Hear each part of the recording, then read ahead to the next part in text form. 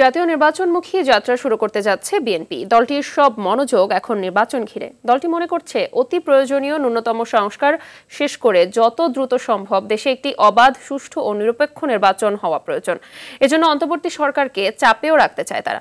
ধানের শীষ প্রতীকে মনোনয়ন প্রত্যাশীদের সবুজ সংকেত আসতে পারে বর্ধিত সভা শেষে। মাইদুর রহমান রুবেল জানাচ্ছেন বিস্তারিত। নির্বাচনের দিনক্ষণ নিয়ে রাজনৈতিক অঙ্গনে নানামুখী আলোচনার মধ্যে অর্ধযুগেরও বেশি সময় পর বর্ধিত সভা করেছে বিএনপি।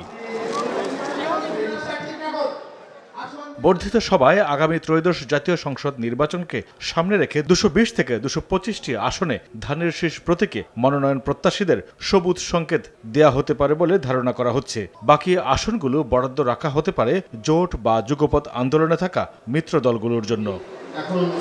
অর্ধযুগেরও বেশি সময় পর বিএনপির এই বর্ধিত সভায় কেন্দ্র যে দিক নির্দেশনা দিল তা বাস্তবায়ন করে তৃণমূল আগামী জাতীয় নির্বাচনে একটি বৈষম্যহীন রাষ্ট্র ব্যবস্থা গঠন করতে চায় বিএনপি এবং সেই লক্ষ্যে একটি গণতান্ত্রিক বাংলাদেশ গঠন করতে চায়, যেই বাংলাদেশে থাকবে না কোনো বৈষম্য, এবং তারা 31 দফা বাস্তবায়ন করে দেশের মানুষের মধ্যে একটি সুখী সমৃদ্ধ বাংলাদেশ গড়ার প্রত্যয় ব্যক্ত করেন। সংসদ নির্বাচনে দলীয় মনোনয়নের ক্ষেত্রে 20 ভাগ নতুন মুখ এবং 80 ভাগ পুরনো মুখ সবুজ সংকেত পেতে যাচ্ছেন। বিএনপির নির্বাচনমুখী যাত্রা শুরু বলে মনে করছেন দলটির নেতারা। আমাদের মূল বার্তা হলো একটা নির্বাচন ছাড়া গণতন্ত্র প্রতিষ্ঠা হতে পারছে না।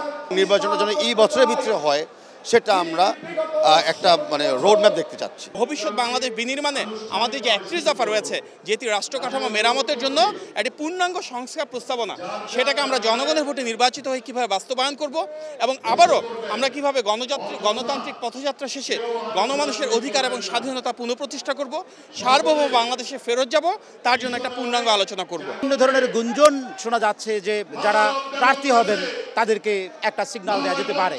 হয়তো এই সিগন্যাল কেউ পেতে পারেন, হয়তো সিগন্যাল দেওয়া হবে না, সেটা বড় কথা নয়।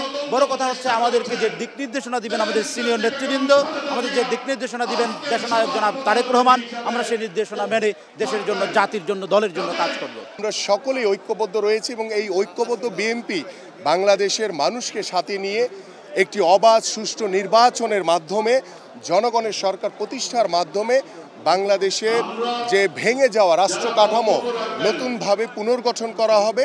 আমি মনে করি নির্বাচনের পূর্বে এই ধরনের একটি বর্ধিত সভা দলকে আরও গতিশীল করবে এবং সঠিক প্রার্থী মনোনয়নের ক্ষেত্রে সহযোগিতা করবে। সর্বদলের অংশগ্রহণের মাধ্যমে একটি দিনের ভোট হবে এবং সর্বমানুষ ভোট দিয়ে বাংলাদেশ জাতীয়তাবাদী দলকে নির্বাচিত করবে এবং ক্ষমতার মর্যাদা আসীত করবে, এই আশাবাদ আমি ব্যক্ত করছি। দীর্ঘ 17 বছর যে ভোটাধিকার প্রয়োগ করতে পারে নাই, সেই ভোটাধিকার প্রয়োগ করা, যে সেই অধিকার আদায়ের জন্য মানুষকে ঐক্যবদ্ধ করাই বিএনপির সামনে সবচেয়ে বড় চ্যালেঞ্জ। এ সভাকে নির্বাচনী যাত্রাবিন্দু বলে মন্তব্য করেন বিএনপি নেতারা।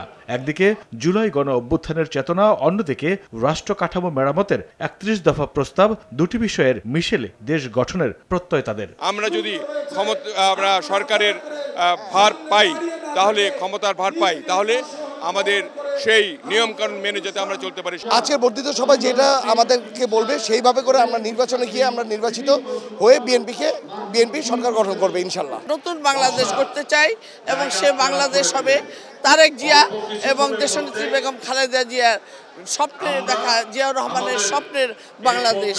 বিগত বছরগুলোতে এই ফ্যাসিবাদ সরকারের বিরুদ্ধে যেভাবে বিএনপির প্রতিটি নেতাকর্মী আন্দোলন সংগ্রামে ঝাঁপিয়ে পড়েছিল, সেটাকে আমরা কর্মপরিকল্পনা হিসেবে গ্রহণ করে আগামীতে সকল ঐক্যবদ্ধভাবে কাজ করব।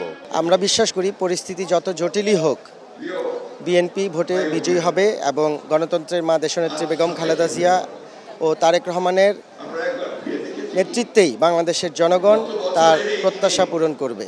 আমরা এটা গ্রাম পর্যায়ে, ওয়ার্ড পর্যায়ে, ইউনিয়ন পর্যায়ে, উপজেলা পর্যায়ে, জেলা পর্যায়ে এবং বিভাগীয় পর্যায়ে সেটাকে বাস্তবায়ন করার জন্য সার্বিক সব ধরনের প্রস্তুতি ইতিমধ্যে আমরা নিয়েছি, সেটা আবার বাস্তবায়ন করবো ইনশাল্লাহ। সারা দেশের বিভিন্ন পর্যায়ের প্রায় 3,500 নেতা অংশ নেয় এই বর্ধিত সভায়। এর আগে বিএনপির সবশেষ বর্ধিত সভা হয়েছিল 2018 সালের 3 ফেব্রুয়ারি ঢাকার হোটেল লো মেরিডিয়ান মিলনায়তনে। বিএনপির কিন্তু কোনো ভয় নেই, বিএনপির সঙ্গে এদেশের জনগণ আছে।